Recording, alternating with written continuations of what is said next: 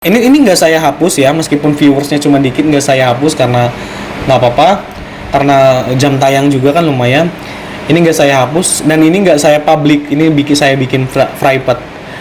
Private itu bukan berarti video kita nggak muncul di beranda orang, tetapi jam tayang itu akan tetap terhitung oleh YouTube gitu. Jadi triknya gini aja, agar tidak melanggar, kita nggak usah pasangin monetisasi iklannya, kita private dan kita off kan. Overall untuk video yang lain kalau sesuai dengan ketentuan ya dipasangin iklan aja, karena ini saya alhamdulillah seluruh video saya ini saya konten dengan buatan saya sendiri. Nah, setelah di sini, setelah penjelasan ini kita loncat ke jendela monetisasi atau di tombol monetisasi yang tadinya seperti ini,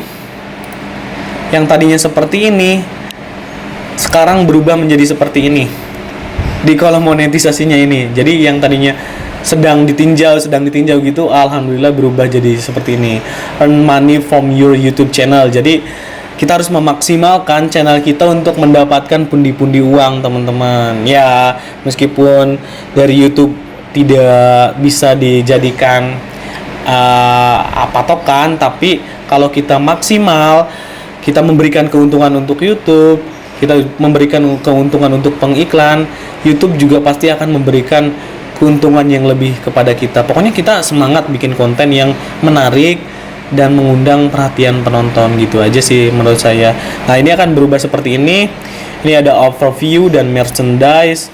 Nah, ini belum saya otak-atik karena saya juga takut, saya masih baca-baca karena takut salah.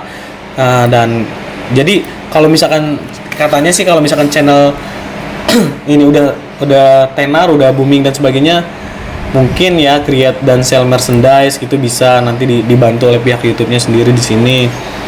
Nah, di sini video advertising-nya untuk memaksimalkan performa iklan di channel kita. Jadi pendapatannya itu akan maksimal, nggak nambahnya sedikit-sedikit. Nah, sekarang kita ke kolom analitik ya.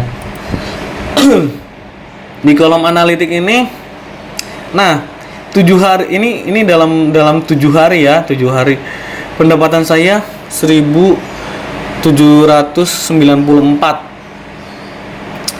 Sebetulnya kalau dari bulan Mei pada saat pertama dimonetisasi, pendapatan saya ini kan sudah bulan Juni ya, bulan Juni baru dapat 1.000. Nah, kalau bulan Mei itu, nah kalau bulan Mei itu kita lifetime di sini, total pendapatan saya itu 1 bulan 611.000. Nah, kalau pendapatan kita sudah mencapai di angka $10 ya, $10 itu kurang lebih 14.000 atau 140.000 atau 130.000. Nah, itu kita bisa mengajukan request PIN kepada Google AdSense untuk memverifikasi alamat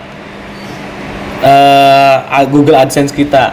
Kenapa harus request PIN? Karena kalau nggak ada PIN, berapa juta pun pendapatan di sini tidak akan bisa dicairkan ke rekening kita. Jadi minimal ambang batasnya itu 130.000 atau $10. Kurs dolarnya nanti menyesuaikan. Nanti kita bisa request PIN dan itu akan dikirimkan dari Malaysia. Nah, ini kebetulan saya kan udah lebih. Saya udah request PIN dan nanti tinggal nunggu PIN-nya datang, kita akan buat videonya juga. Yang jadi pertanyaan sekarang adalah, Bang, kenapa kok bisa 2 hari disetujui gitu kan? Kok bisa 2 hari disetujui? Padahal kan teman-teman yang lain itu ada yang sebulan, 2 bulan, bahkan 2 minggu. Setelah saya juga mikir kenapa ya cepet banget ya. Setelah saya pikirkan, setelah saya cek juga, ternyata 2 hari itu disebabkan channel saya ini channel lama. Jadi saya membuat channel YouTube ini dari 2013 dan saya membuat email untuk pendaftaran YouTube ini, untuk pendaftaran channel ini dari 2009. Jadi YouTube memprioritaskan persetujuan monetisasi untuk channel-channel lama. Jadi tipsnya kalau mau buat channel, menurut saya, mohon maaf kalau salah, pakai email yang lama. Pakai email yang lama pokoknya. Mau itu pakai email tetangga, maaf ya bercanda. Kalau mau itu pakai email orang tua, pakai email saudara, pakai aja buat channel di situ. Itu akan diprioritaskan. Yang kedua, kenapa cepat? Saya juga berasumsi manfaatkan situasi yang lagi booming, tapi awas, jangan sesuai dengan ketentuan ya.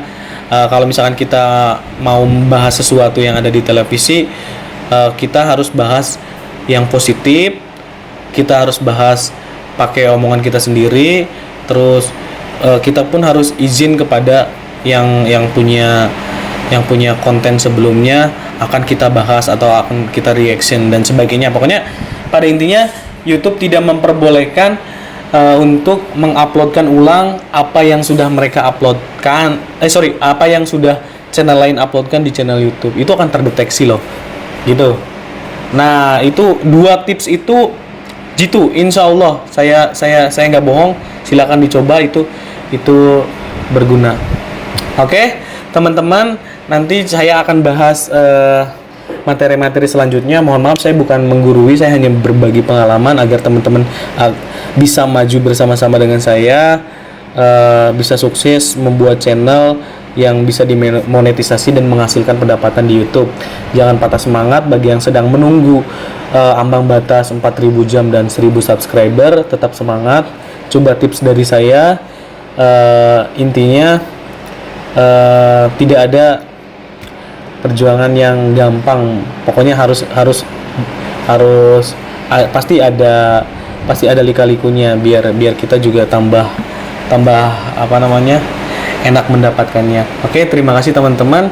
Nanti mudah-mudahan minggu depan atau beberapa hari kemudian pinnya saya udah request pinnya datang, nanti akan saya review lagi. Oke teman-teman, terima kasih telah menyaksikan. Mohon maaf kepada subscriber yang telah setia, dan kalau misalkan yang nggak berkenan tolong jangan di unsubscribe, minta tolong juga di like, di komen, dan di share. Terima kasih. Assalamualaikum warahmatullahi wabarakatuh.